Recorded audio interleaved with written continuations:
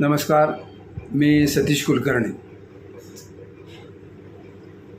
14 डिसेंबरला दत्त जयंती आहे.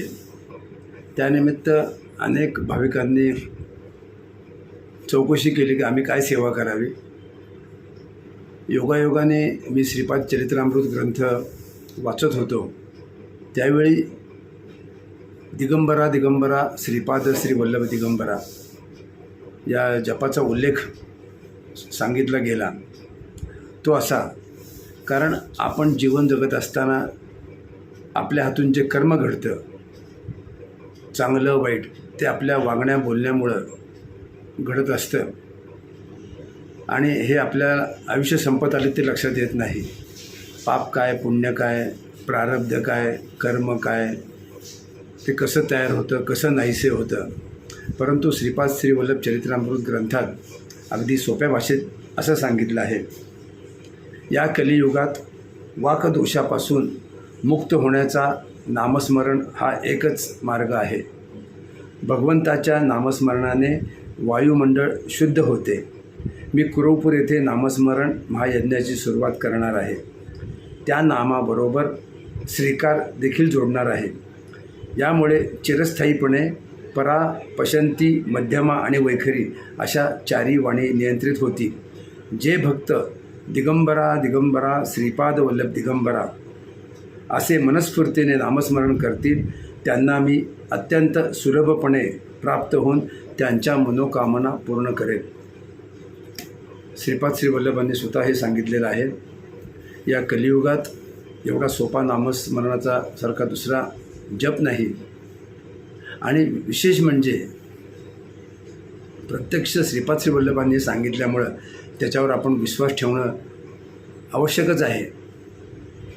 लोकांचं आयुष्य संपतं, लोक गुरु हुडकतात, गुरुकडं जातात. गुरु काही मंत्र देईल, कान मंत्र देईल, अमुक मंत्र देईल, याची वर्षानुवर्ष वाट पाहतात. परंतु त्यांना एवढा सोपा मार्ग लक्षात येत नाही की कलियुगाची जबाबदारी ज्या श्रीपाद श्री वल्लभांवर आहे, त्यांनीच हा दिगंबरा दिगंबरा श्रीपाद वल्लभ दिगंबरा हा अतिसामान्य जप आपल्याला सांगितलेला आहे. अनेक गुरु महाराजसुद्धा आज समाजामध्ये काही चांगले आहेत, काही वाईट पण आहेत. त्यांनीसुद्धा आपल्या सेवकांना हाच जप सांगितलेला आहे. परंतु त्यांची सांगण्याची पद्धत, काही गुपित ठेवायचं, काहीतरी वेगळेपणा दाखवायचा, आज या उद्या या, कुणाला सांगू नका, त्याला एवढे पैसे लागतील, अमुक एवढंच करा, म्हणजे त्याचा बाह्य देखावा करायचा आणि भक्तजनांना ताटकळत ठेवून त्यांच्याकडून पैसे काढायचे. म्हणजे हा भामटेपणाचा उपद्व्याप अनेक जणं करतात. काही भक्तांनी मला येऊन सांगितलं की अमुक अमुक महाराजांनी आम्हाला दिगंबरा दिगंबरा श्रीपाद वल्लभ दिगंबरा हा जप सांगितलेला आहे. भाविकांनी लक्षात ठेवावं की हल्ली गुरु योग्य नाहीत. गुरूंच्या उचापात्या आपण अनेक वेळा व्हिडिओमध्ये पाहतो, समाजात पाहतो, वृत्तपत्रात पाहतो, तरी देखील त्यांचं आकर्षण काही कमी होत नाही.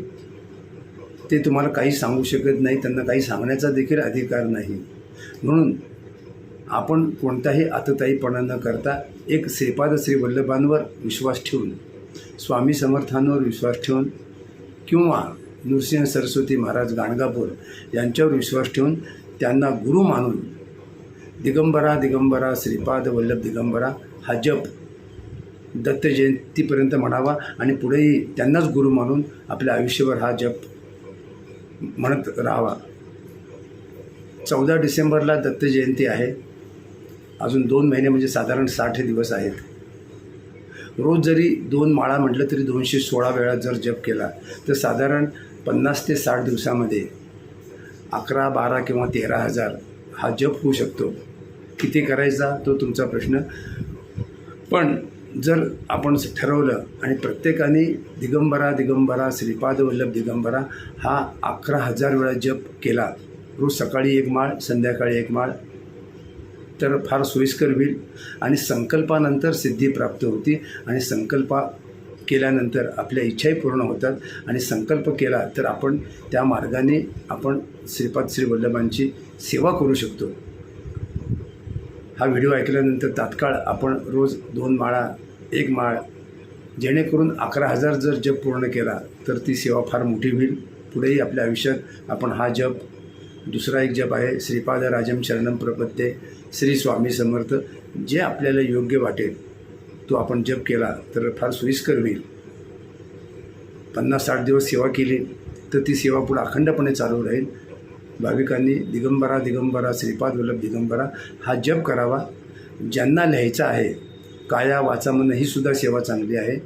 एका कागदावर कोणत्याही, काही लोकांना मी तो जपाचा कागद पाठवला आहे, सगळ्यांनाच पाठवणं शक्य नाही, पण कोणत्याही कागदावर सुवाच्य अक्षरात किंवा जे आपलं अक्षर असेल त्या अक्षरात हा जर जप लिहून साधारण 10 डिसेंबरपर्यंत संपादक अक्कलकोट स्वामी दर्शन 678 दक्षिण कसबा सोलापूर 413-007, संपादक अक्कलकोट स्वामी दर्शन 678 दक्षिण कसबा सोलापूर 413-007 या पत्त्यावर पोस्टाच्या पाकिटात आपला जप लिहून पाठवून दिला तरी चालेल. ज्यांना फक्त म्हणायचं आहे त्यांनीसुद्धा आपली संख्या 10 डिसेंबरच्या अगोदर व्हॉट्सअपवर पूर्ण नाव पत्त्यासह मला कळवली तरी चालेल. दत्त जयंतीच्या दिवशी भीमा नदीमध्ये तिथं हा जप अर्पण करण्यात येईल आणि त्याच्यानंतर जे भाविक काही दक्षिणा पाठवतील किंवा माधुकरी अन्नदान म्हणून पिठापूरला काही दक्षिणा देतील त्यांच्या नावाचा अभिषेक करून अन्नदान करून त्यांना पावती प्रसाद वगैरे पाठवण्यात येईल. अत्यंत सेवा सोपी अशी मला लक्षात आली आणि कदाचित नृसिंह सरस्वती महाराजांचा श्रीपाद श्री वल्लभांचा आदेश असावा की माझ्या भक्तांना दिगंबरा दिगंबरा हा सोपा जप करायला सांगा आणि तो मी सांगितलेला आहे. भाविकांनी मोठ्या संख्येने सहभागी व्हावे आणि आपल्या कुटुंबाला श्रीपाद श्री वल्लभांचे आशीर्वाद प्राप्त करून घ्यावेत अशी विनंती करतो. अधूनमधून या जपाबद्दल मी आणखी 2 व्हिडिओ निश्चित तयार करेल. पण दत्तजयंती 50 ते 60 दिवसावर आलेली आहे. 50 दिवस जरी आपण सेवा केली तरी 11,000 ते 12,000पर्यंत नामस्मरण होऊ शकतं. आपण सर्वांनी सहभागी व्हावं आणि श्रीपाद श्री वल्लभांचे आशीर्वाद प्राप्त करून घ्यावेत अशी आपणास विनंती करतो. अवधूत चिंतन श्री गुरुदेव दत्त.